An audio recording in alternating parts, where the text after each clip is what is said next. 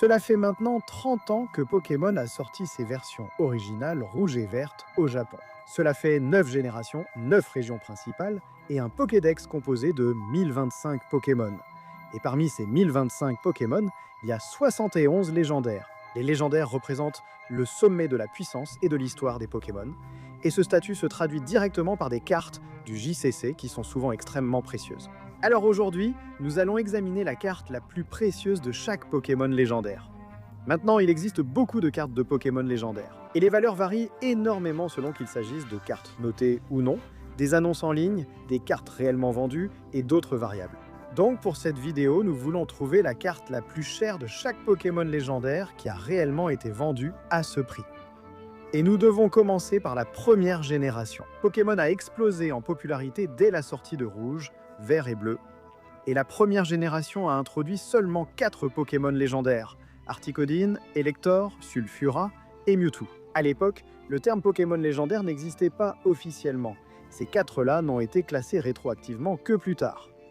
Alors commençons par les oiseaux légendaires. La première apparition majeure d'Articuno a eu lieu dans la série Fossile.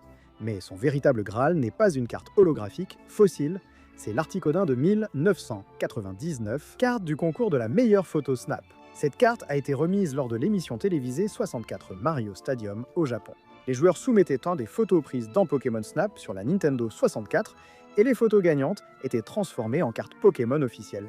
Et on pense qu'il n'existe qu'environ 15 exemplaires. Un exemplaire noté CGC 9 s'est vendu pour 150 000 $, ce qui en fait la carte Articuno la plus chère de tous les temps et de loin.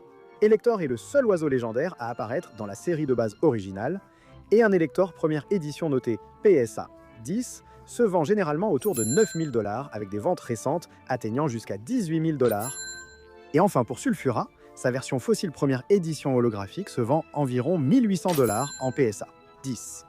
Cela dit, les versions Technofoil de la série Topps Chrome série 2 pour les 3 oiseaux valent en réalité plus cher que celle-ci. Ces cartes sont extrêmement rares, au point que les prix sont incohérents. Pour Sulfura seulement, il n'existe que 3 exemplaires notés PSA 10, et les PSA 9 ont été listés jusqu'à 12 000 $. Les Technofoils d'Articuno et d'Elector ont aussi été vus entre 5 et 6 000 $. Le véritable poids lourd de la première génération était Mewtwo, dont la carte de base Holo première édition a connu une hausse spectaculaire. Plusieurs exemplaires notés PSA 10 se sont vendus entre 35 000 et 50 000 $, avec au moins une vente signalée atteignant 70 000 $. Et même cela n'est pas le sommet. En 1999, Pokémon a organisé le Super Secret Battle Tournament au Japon, un championnat sur invitation réservé aux meilleurs joueurs du pays.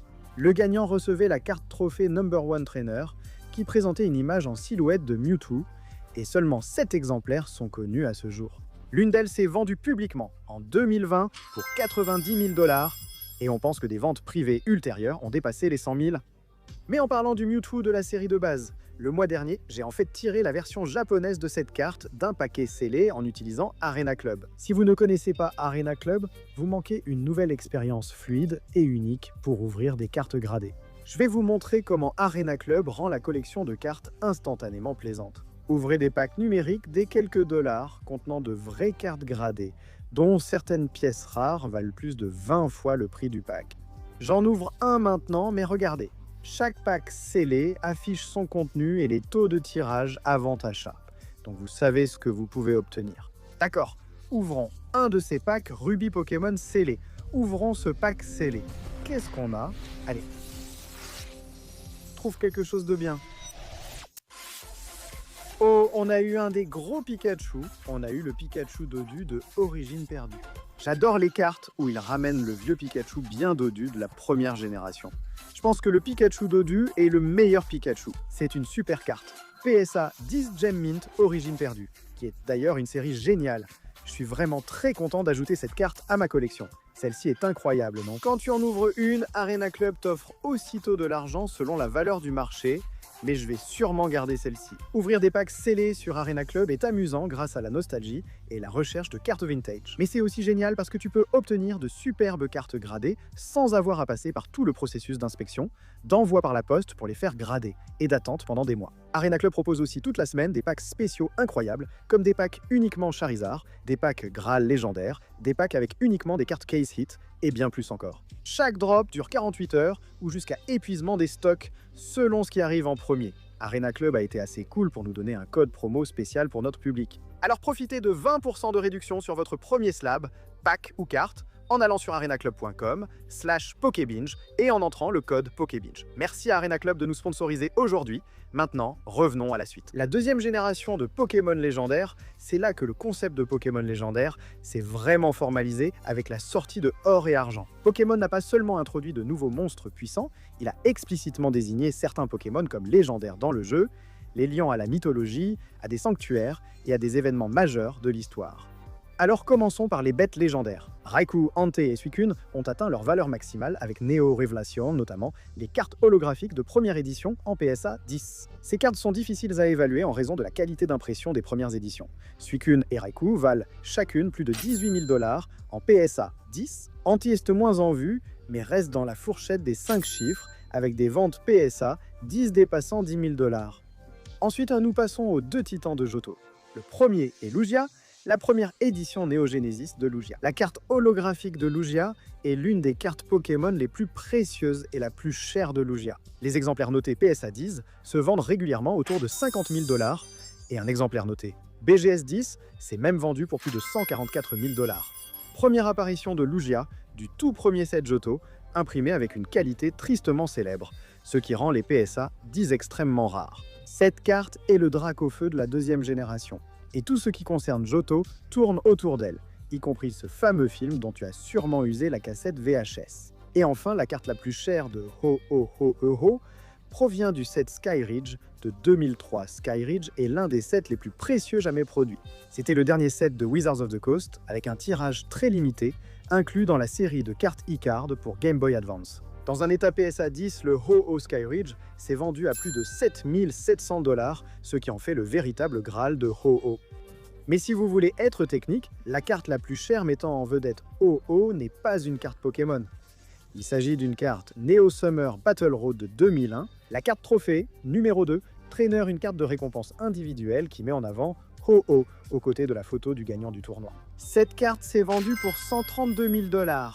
La troisième génération voit les Pokémon légendaires passer de gardiens mystérieux à menaces planétaires. Commençons par le trio du climat, Kyogre, Groudon et Rayquaza. Les trois ont atteint le sommet avec des cartes Étoile Or, et toutes les trois sont un cauchemar à évaluer. L'étoile Or Kyogre de la série AX-Team Magma versus Team Aqua s'est vendu pour un peu plus de 13 000 $.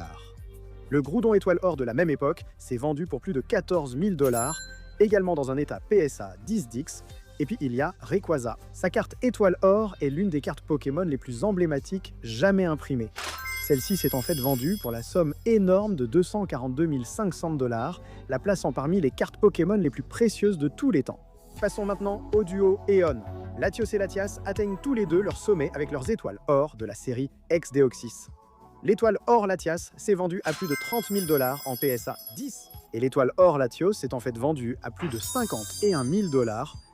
Cependant, il y a aussi une carte moderne qui mérite d'être mentionnée, la Latias et Latios GX, illustration alternative de la série Team Up. Cette carte est l'une des illustrations alternatives modernes les plus emblématiques, et on lui attribue souvent d'avoir lancé la folie des illustrations alternatives. Les exemplaires notés, BGS 10 Black Label, se vendent aux alentours de 30 000 $. Et enfin, il y a les légendaires titans Regirock, Regis et Registeel. Leur meilleure vente se situe généralement entre 5 000 et 10 000 $ en PSA 10, selon le titan et le moment.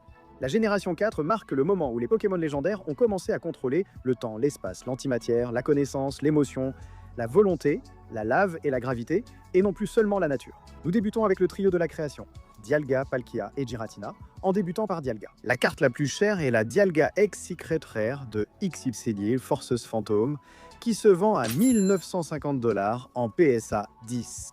La carte Full Art X-Team Plasma de Palkia, issue de Plasma Blast, a atteint environ 6 500 $ en PSA 10. Et puis, la carte la plus chère de Giratina ne vient même pas d'une extension, c'est la promo japonaise super rare Get Lottery Giratina X. Avec seulement 1000 exemplaires jamais produits, une PSA 10 s'est vendue à 8 100 $, ce qui en fait le véritable Graal de Giratina. L'illustration alternative Origine perdue de Giratina compte parmi les cartes Pokémon modernes les plus célèbres. Les exemplaires PSA, 10 imprimés, se vendent autour de 1900 $, mais les exemplaires BGS d'X Black Label se sont vendus à plus de 7000 $. Ensuite, les gardiens du lac Uxie, Créfollet et Créfadé, atteignent leur apogée avec leurs cartes Niveau X de la série Éveil des légendes. Créfollet Niveau X s'est vendu pour la somme incroyable de 7075 $ en PSA, dit principalement en raison d'une population PSA dite extrêmement faible. Alors que les cartes Niveau X de Créfadé et Uxie se vendent à un peu plus de 800 $ en PSA 10. La carte la plus chère de Hitran est sa carte Niveau X de Tempête, avec des ventes en PSA 10 autour de 2275 $. Juste à côté, il y a Regigigas. Sa carte Niveau X de Tempête se vend à 1590 $ en PSA 10. Et enfin, la carte la plus chère de Cresselia est la Full Art X de Frontières Résus-Franchis, qui s'est vendue à 2880 $ en PSA 10. Commençons la 5e génération avec les mascottes.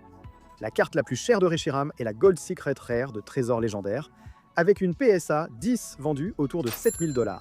Zekrom atteint son sommet avec sa full art japonaise du 15e anniversaire, où les PSA 10 se situent dans la fourchette de 7000 à 8000 $. Mais il y a une petite précision. La carte promo Reshiram et Dracofeu GX se vend techniquement plus cher, autour de 8800 $ en PSA 10. Mais pour être honnête, c'est probablement Dracofeu qui fait tout le travail ici. Curem arrive bien plus bas, atteignant un maximum de 1550 $ en PSA 10 avec sa carte Black Curem X Full Art. Les lames de la justice viennent ensuite, et elles sont toutes dans la même fourchette. Le prix de vente le plus élevé de Cobalion était de 1155 $ pour sa carte Noble Victoire en PSA 10. Le Terrakium de la série Frontières Franchies et le Viridium EX de Plasma Blast se sont vendus à 800 $ en PSA 10. Ensuite, on passe aux Forces de la Nature, où le jeu compétitif compte plus que la rareté. La meilleure carte de Boreas se vend à 600 $, Fulguris à 500 $, et Démétéros se démarque avec des ventes en PSA, 10 autour de 4000 $. La 6e génération repose sur l'équilibre cosmique, incarné par Xerneas, Yveltal et Zygarde. Kalos présente des légendaires, symbolisant la vie, la destruction et la force, maintenant cet équilibre. Yveltal prend la première place avec sa carte promo Alternatart de la collection Premium Dresseur Xybizials. Cette carte exclusive à une boîte premium limitée était emballée de façon à abîmer les coins.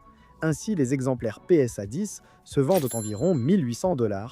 Xerneas apparaît avec sa carte Full Artex du set de base XXLion, marquant sa première carte vedette et l'un des premiers tirages XXX. La qualité des Full Arts n'était pas au rendez-vous. Les exemplaires en parfait état sont rares, ce qui fait monter les ventes de PSA 10 à environ 400 $.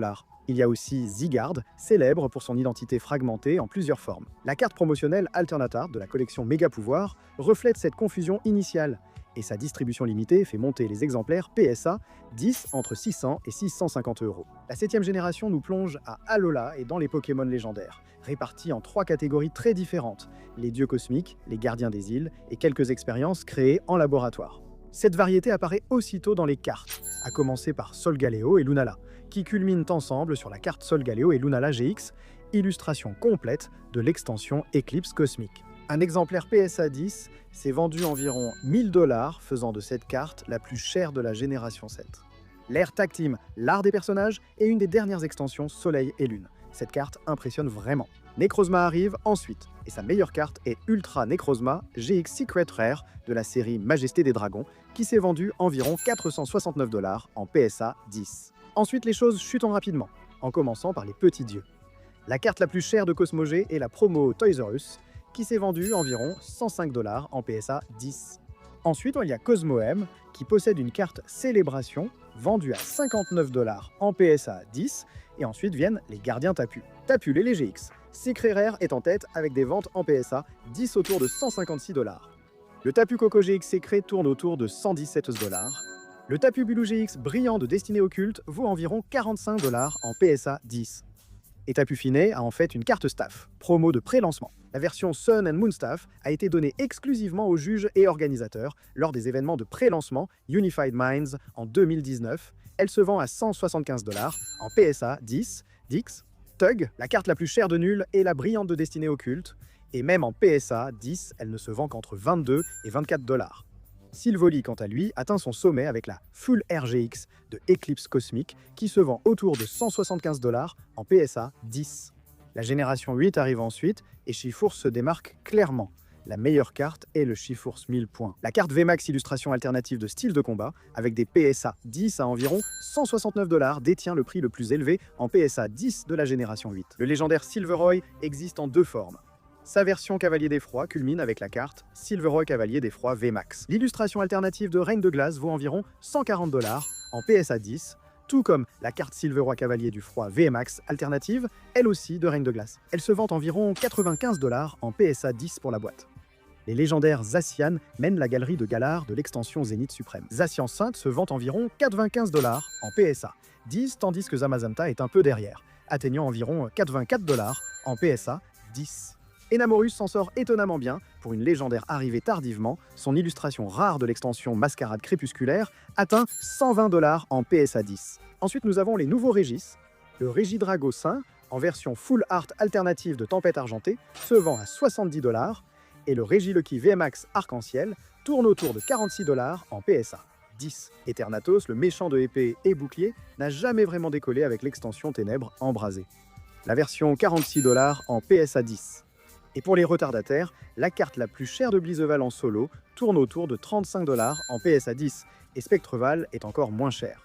C'est la version holographique Trick or Trade qui se vend quelques dollars en PSA 10. Et enfin, la seule et la plus chère carte anglaise de Wushour se vend à 33 $ en PSA 10. Nous arrivons enfin à Paldea avec la 9e génération. La carte la plus chère de Caridon est l'illustration promo rare estampillée Pokémon Center de Caridon, issue du coffret Écarlate et Violette ETB. Des exemplaires en PSA 10 se sont vendus jusqu'à 1325 $. La plupart des ventes en 2025 se situant entre 660 et 1300 $. C'est la même illustration que la carte promo ETB classique, mais avec un tampon et une carte promo Myridor exclusif Pokémon Center. Elle atteint un pic d'environ 700 $ en PSA 10 avec des ventes régulières entre 300 et 450 $. Carte similaire, mais avec une population PSA 10 légèrement plus élevée. Ensuite, nous passons au trésor de la ruine. La carte la plus précieuse de Chiyu est la rare illustration spéciale de Paldea Evolution qui se vend autour de 169 $ en PSA 10. Shimpo vient ensuite avec sa rare illustration spéciale. Atteignant un maximum de 143 $, Tinglu se vend à 107 $ en PSA 10 tandis que 65 $. Aujourd'hui, la carte la plus chère de Groupon ne vient pas d'un booster.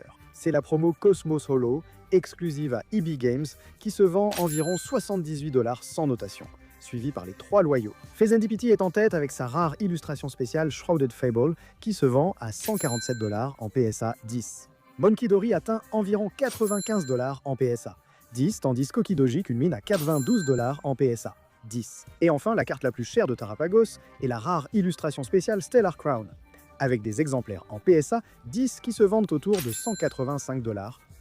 Merci à Arena Club pour le sponsoring d'aujourd'hui. Profitez de 20% de réduction sur votre première plaque, paquet ou carte sur arenaclub.com Pokébench avec le code POKEBENCH. Quelle est votre carte Pokémon légendaire préférée?